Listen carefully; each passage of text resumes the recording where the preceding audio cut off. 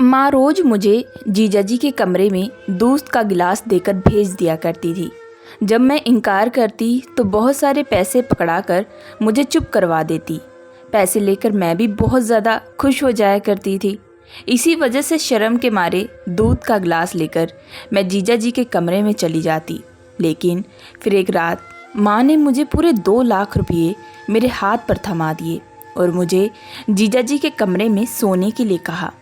मैं भी लालच में आकर माँ की बातों को मान लिया और चुपचाप कमरे में जाकर चादर ओढ़कर लेट चुकी थी कि तभी थोड़ी देर बाद जीजाजी कमरे में आए और उन्होंने मुझे पकड़कर मेरी चीखें निकाल दी, क्योंकि जीजाजी पूरे जोश के साथ कभी कभी अपनों की ख्वाहिशों के लिए हमें अपने सपनों की कुर्बानी भी देनी पड़ती है। हमारी किस्मत हमें एक ऐसे मोड़ पर ले जाती है जहाँ पर हम बिल्कुल भी चलना नहीं चाहते, लेकिन वही हमारी ज़िंदगी में लिखा होता है, वही हमारी किस्मत में भी लिखा होता है। कभी कभी तो मेरा दिल करता है कि मैं इन रिश्तों नातों को छोड़कर हमेशा हमेशा के लिए कहीं दूर ही चली जाऊं, लेकिन जो लोग अपने रिश्तों से ज़्यादा मोहब्बत कर बैठते हैं उन्हें ज़्यादा अहमियत देते हैं, सज़ा भी उन्हें ही ज़्यादा मिलती है। दोस्तों, मेरा नाम मानसी है और मैं बिहार के एक छोटे से गांव से संबंध रखती हूँ। हमारे गांव में लड़कियों की शादी वक्त से पहले ही करवा दी जाती है। उनकी ख्वाहिशों को हमेशा हमेशा के लिए ख़त्म कर दिया जाता है। लड़की अपने सपनों को कभी भी पूरा नहीं कर सकती। मैं घर की सबसे छोटी बेटी थी। मेरे माँ बाप मेरे लिए जो चाहते मैं उनकी हर बात को मानती थी, लेकिन जो मेरी बड़ी दीदी थी, बड़े होने के नाते उसकी ख्वाहिशें भी बहुत ही ज़्यादा बड़ी थी। वह बचपन से ही मुंबई जैसे बड़े शहर में जाकर मॉडलिंग करना चाहती थी और इस बारे में हम सबको अच्छे तरीके से पता था, लेकिन हमारे छोटे से गांव में यह सब की इजाज़त बिल्कुल भी नहीं दी जाती। इसी वजह से माँ बाप ने बचपन से ही उसे बहुत ही ज़्यादा समझाने की कोशिश भी की थी, लेकिन जैसे जैसे हम लोग बड़े होते गए तो दीदी के मन में अपनी ख्वाहिशों को लेकर जज्बात और भी ज़्यादा बढ़ने लगे थे। वो अपनी ख्वाहिशों को पूरा करना चाहती थी, वो मॉडलिंग बनना चाहती थी, लेकिन इसका हमें बिल्कुल भी कोई अंदाज़ा नहीं था। हम लोग एक मिडिल क्लास फैमिली से बिलोंग करते थे। मेरे पापा एक छोटी सी नौकरी करते थे जिससे हमारी ज़िंदगियों का गुजारा होता था। जैसे जैसे वक्त बीतता गया महंगाई भी और बढ़ती जा रही थी और इस महंगाई के समय में हमारा गुजारा कर पाना बड़ा ही मुश्किल होता जा रहा था। लेकिन फिर भी पापा ने हिम्मत नहीं हारी। उन्होंने हमारी ख्वाहिशों और ज़रूरतों को पूरा करने के लिए जी जान की कोशिश लगा दी। लेकिन धीरे धीरे मेरे पिताजी की तबीयत भी ख़राब होने लगी। वह ज़्यादा चिंता करने लगे।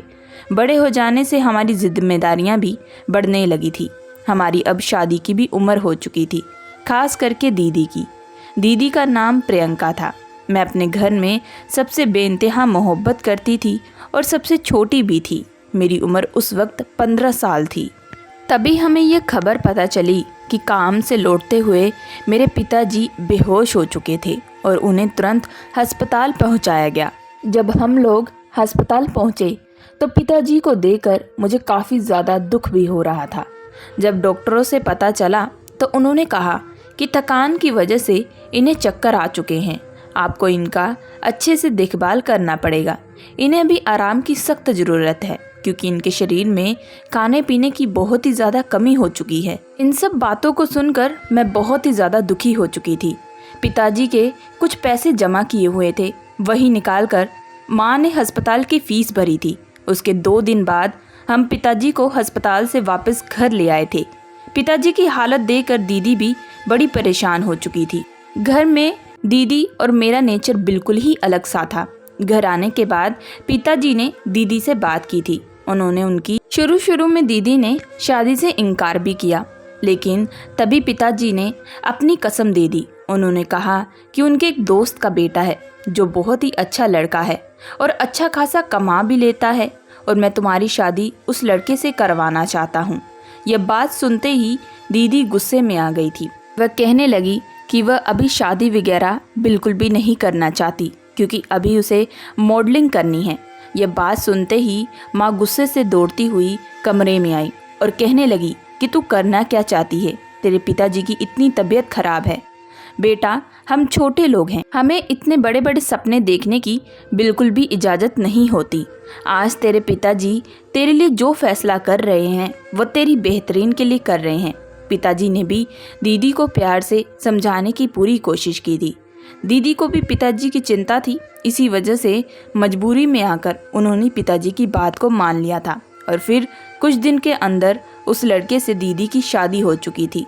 दीदी शादी के दौरान बिल्कुल भी नहीं खुश थी, लेकिन मैं इस शादी से बड़ी ही खुश थी। मैं शादी में खूब जमकर डांस किया था। मैं बड़ी चुस्त ही और फुर्तीली लड़की थी। फिर बड़ी ही सादगी के साथ दीदी और उस लड़के की शादी हो चुकी थी। दीदी विदा होकर अपने ससुराल चली गई। दीदी का ससुराल हमारे घर से 1 घंटे की दूरी पर था। मैं भी कभी कभार उनसे मिलने के लिए उनके ससुराल जाया करती थी। सच में मेरे जीजाजी जो थे वो दिल के बड़े ही अच्छे और नेक दिल इंसान थे। मेरे आने पर उन्होंने घर पर बहुत ही अच्छे से मेरा स्वागत किया था।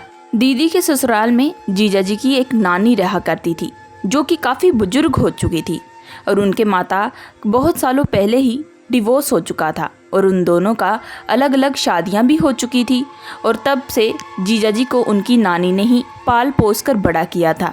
जीजाजी अपनी नानी से बेइंतहा मोहब्बत करते थे, लेकिन घर आने के बाद दीदी बड़ी ही बेचैन हो जाती। वह हमेशा मुझे परेशानी में लगती।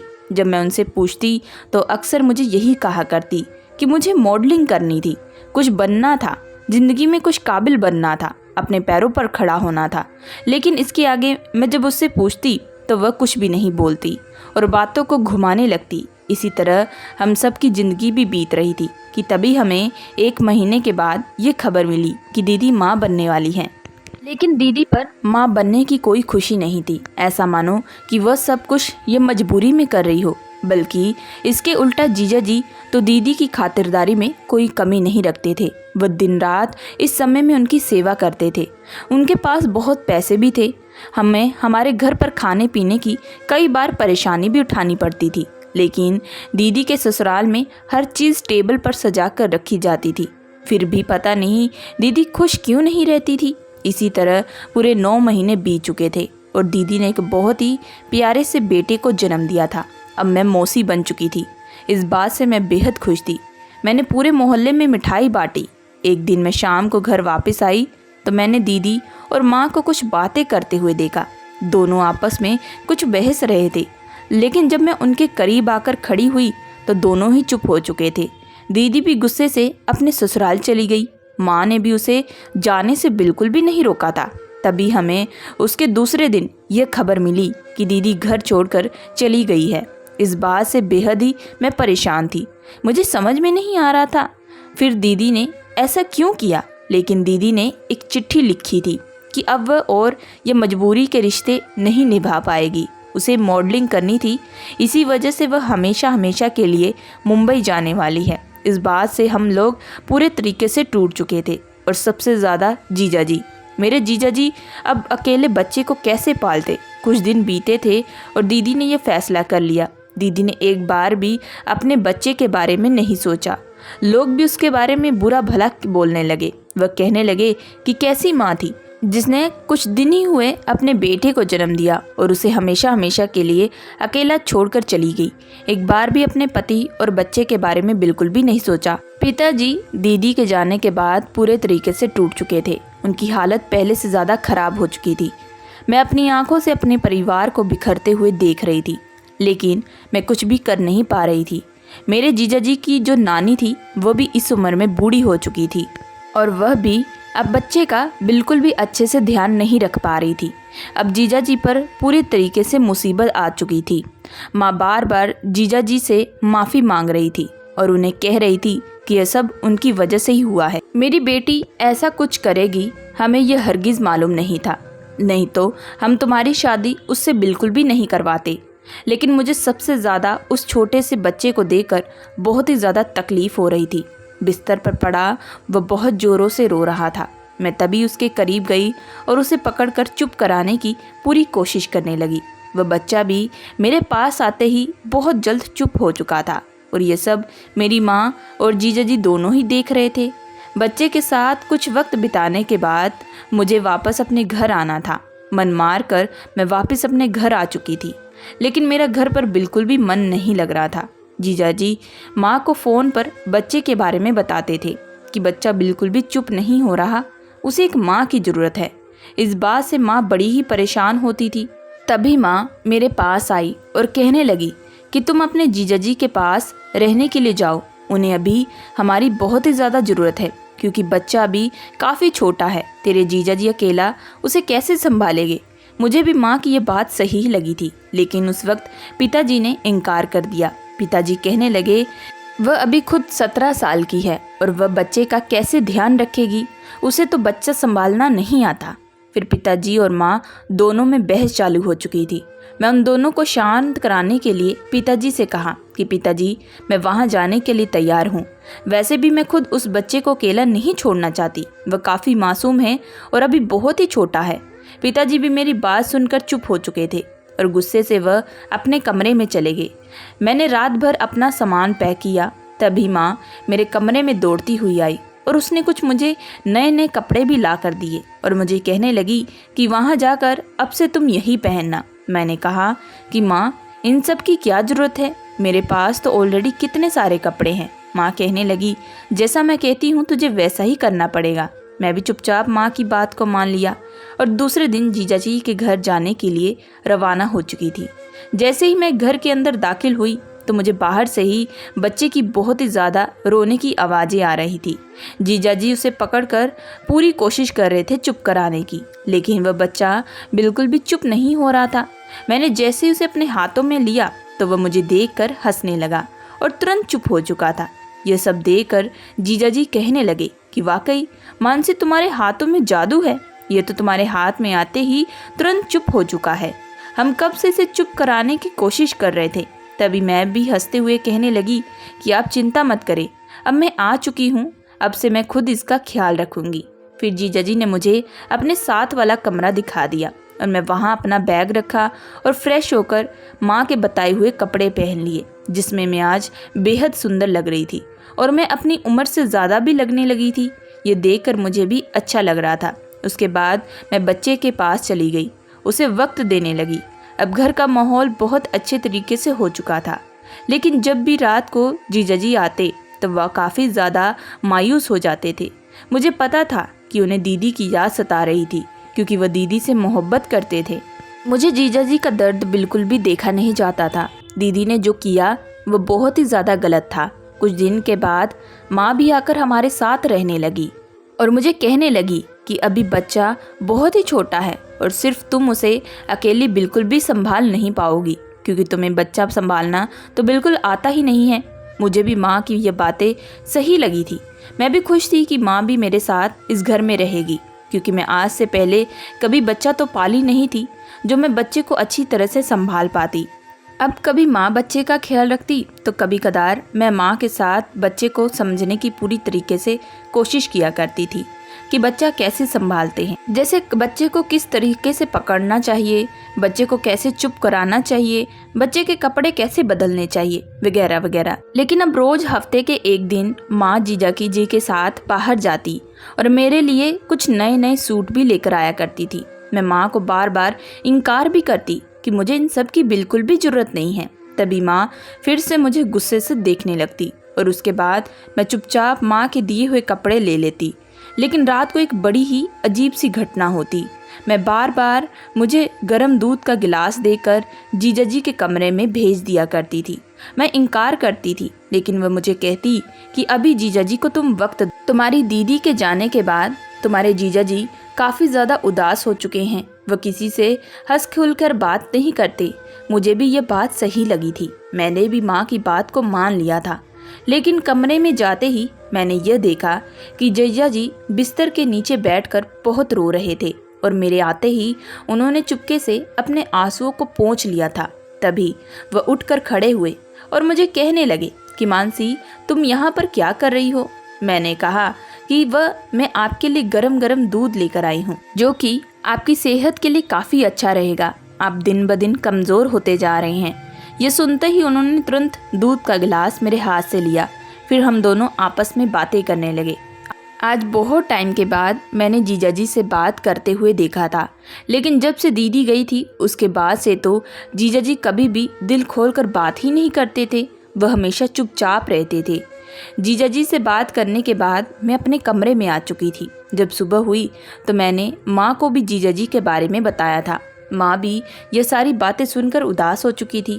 कहने लगी कि यह सिर्फ तुम्हारी दीदी की वजह से हुआ है और अभी जीजाजी को तुम्हारी सख्त ज़रूरत है। तुम ही अपने जीजाजी की हालत को ठीक कर सकती हो। मैंने कहा कि वह कैसे? तो माँ कहने लगी कि तुम ज़्यादा से ज़्यादा वक्त अपने जीजाजी को दिया करो, उनके साथ घूमा फिरा करो, उन्हें हंसाने की पूरी कोशिश किया करो ताकि वह धीरे धीरे दीदी की यादों को भुला सके। मुझे भी माँ की ये बात सही लगी थी। माँ कहने लगी कि बच्चे का ध्यान अब से मैं खुद ही देख लिया करूँगी। माँ के कहने के मुताबिक मैं शाम को जीजाजी के साथ बाहर घूमने के लिए चली जाया करती थी। मैं उनका मन बहलाने की पूरी तरीके से कोशिश कर रही थी। इसी तरह वक्त बीतता गया और धीरे धीरे अब जीजाजी पहले के मुकाबले काफ़ी ठीक हो चुके थे। ये सब देखकर मैं बड़ी ही खुश थी। मैं अपनों को दुखी बिल्कुल भी नहीं देखना चाहती थी। अपनों की ख्वाहिशों के लिए मैं कुछ भी करने के लिए तैयार थी। जीजाजी खुद मेरे से बात करते और जब भी वह शाम को घर आते तो अपने बच्चे के साथ साथ मेरे लिए कोई ना कोई तोहफा जरूर लेकर आया करते थे, जिससे मैं बड़ी ही खुश होती थी। धीरे धीरे हम सभी दीदी को भूल चुके थे। हम सबको रहते रहते अब पूरा 1 साल बीत चुका था। मैं और जीजाजी काफ़ी ज़्यादा फ्रेंडली हो चुके थे। इसी तरह दिन बीत रहे थे कि एक दिन जीजाजी मेरे पास आए और मुझे कहने लगे कि आज रात को वह मुझे कहीं दूर लेकर जाएंगे, तो मैं अच्छे से तैयार होकर रहूं। मैंने भी जीजाजी को बात पर हामी भर दी थी। शाम को मैं अच्छे से बन ठन कर बैठ चुकी थी कि तभी जीजाजी मुझे अपने साथ एक बहुत से बड़े होटल में लेकर गए थे। मैं जब जीजाजी से पूछा तब वह कहने लगे कि तुम्हें जल्द ही सब कुछ पता चल जाएगा। फिर मुझे कमरे के अंदर लेकर गए। जैसे ही कमरे का दरवाज़ा खुला तो पूरे फूलों से उस कमरे को सजाया गया था। यह देखकर मैं बेहद ही खुश हो चुकी थी। हर तरफ लाइटिंग लगी हुई थी। मैंने तभी खुशी से जीजाजी से पूछा कि क्या आपका जन्मदिन है? लेकिन तभी जीजाजी ने मेरा हाथ पकड़कर कहने लगे कि मानसी, मैं तुम्हारे साथ अपनी ज़िंदगी की शुरुआत करना चाहता हूँ। क्या तुम मुझसे शादी करोगी? ये सुनते ही मेरे पैरों तले ज़मीन खिसक गई थी। मैंने कहा कि आप ये सब बातें क्या बोल रहे हैं? आप मेरे जीजाजी हैं और मैं दीदी की जगह बिल्कुल भी नहीं लेना चाहती। तभी मैं गुस्से से घर आ चुकी थी। घर आकर मैंने रोते हुए माँ को सारी बात बताई। माँ तभी मुझ पर गुस्से से भड़क पड़ी। कहने लगी कि तेरा दिमाग तो खराब नहीं हो गया? तूने इतना अच्छा मौका गंवा दिया। मैंने कहा कि मौका क्या मतलब है आपका? माँ कहने लगी कि मैं खुद चाहती थी कि तेरी शादी तेरे जीजाजी से हो जाए, क्योंकि तेरी दीदी के जाने के बाद जीजाजी पूरे तरीके से टूट चुके थे। अगर जीजाजी किसी और लड़की से शादी करते हैं, तूने कभी इस बच्चे का सोचा है? कोई भी औरत इस बच्चे को माँ जैसा प्यार बिल्कुल नहीं दे पाएगी। ये सुनकर मैं गहरी सोच में डूब चुकी थी, क्योंकि माँ जो कह रही थी वह सही बात थी। मैं जब उससे बच्चे की तरफ देखा तो मुझे वह बेहद तकलीफ़ हो रही थी। मैं इस बच्चे के लिए कुछ नहीं कर पा रही थी। तभी जीजाजी पीछे आकर खड़े हो चुके थे। उनके सामने मैं सर झुकाई थी। माँ कहने लगी, इस बच्चे और तेरी जीजाजी के लिए बेहतर यही होगा कि तू अपने जीजाजी से शादी करे, क्योंकि तेरी दीदी उन दोनों को छोड़कर हमेशा के लिए चली गई है और अब वह कभी वापस लौटकर नहीं आएगी। अगर तूने अब फिर से इनकार किया तो इस बच्चे की ज़िंदगी पर बहुत ही बुरा असर पड़ेगा। हम कभी भी तुझे माफ़ नहीं कर पाएंगे। हमें काफ़ी बड़ी दुविधा में फंस चुकी थी। मैं बार बार उस बच्चे को देख रही थी। वह फिर काफ़ी देर सोचने के बाद मैंने शादी के लिए हाँ कर दी। इस बात से सब लोग बेहद ही खुश हुए थे, सिवाय मेरे, क्योंकि मैं दीदी की जगह बिल्कुल भी नहीं लेना चाहती थी। फिर दूसरे दिन ही बड़ी ही सादगी के साथ घर पर पंडित जी को बुलाकर मेरी और जीजाजी से शादी हो गई। अब जीजाजी मेरा पति बन चुका था। रिश्ता चेंज होने की वजह से अब मुझे बहुत ज़्यादा शर्म आ रही थी। सुहागरात की रात मैं उनके कमरे में बैठी थी और उनका इंतज़ार कर रही थी। मुझे अंदर ही अंदर बहुत ही ज़्यादा घुटन हो रही थी और डर भी लग रहा था। तभी जीजाजी कमरे में आए, लेकिन आज उन्होंने मुझसे कोई बात नहीं की थी, बल्कि वह बिस्तर से तकिया उठाकर सोफे पर जाकर लेट चुके थे। मैं ये सब देखकर हैरान रह चुकी थी। मैं भी चुपचाप बिस्तर पर जाकर लेट चुकी थी। दूसरे दिन से मैं घर की जिम्मेदारियां खुद पर ले ली और घर को अच्छे से संभालने लगी थी और फिर उसके बाद बच्चे को भी वक्त दिया करती थी। धीरे धीरे मुझे बच्चे से ज़्यादा ही मोहब्बत हो चुकी थी। अब मैं खुद उस बच्चे से एक पल भी रह नहीं सकती थी। मेरा पति मेरा और बच्चे का काफ़ी अच्छे से ख्याल रखता था। जब मैं बीमार होती तो वह मेरी दिन रात सेवा करता था। उसकी इतनी परवाह देकर मुझे धीरे धीरे उससे बेइंतहा मोहब्बत होने लगी थी। मैं अब अपने पति से मोहब्बत करने लगी थी। धीरे धीरे हम दोनों एक दूसरे के करीब आ चुके थे और हमने वह सब किया जो एक पति पत्नी करते थे। अब मैं अपनी ज़िंदगी में बेहद ही खुश थी। मुझे अपने परिवार से बहुत मोहब्बत थी। मुझे और मेरे पति के साथ रहते हुए पूरे 2 साल बीत चुके थे। हम सब परिवार वाले बहुत ही ज़्यादा खुश थे। एक दिन हम सभी लोग हॉल में बैठकर नाश्ता कर रहे थे कि तभी हमारे घर के दरवाजे की घंटी बजी। जब मेरे पति ने जाकर दरवाज़ा खोला तो सामने जो शख्स खड़ा था उसे देखकर हम सब की आंखें फटी की फटी रह गई थी, क्योंकि जो शख्स वहाँ पर खड़ा था वह कोई और नहीं बल्कि मेरी खुद की बड़ी दीदी थी, जो कि कुछ सालों पहले ही सब कुछ खुद छोड़ छाड़ कर भाग चुकी थी। सो दोस्तों, अगर आप कहानी का अगला पार्ट सुनना चाहते हैं तो फटाफट हमें पार्ट 2 लिखकर कमेंट करें। अगर आप लोगों को ये कहानी पसंद आई है तो हमारे चैनल को लाइक एंड सब्सक्राइब जरूर करिएगा एंड बेल आइकन का बटन जरूर दबाइएगा।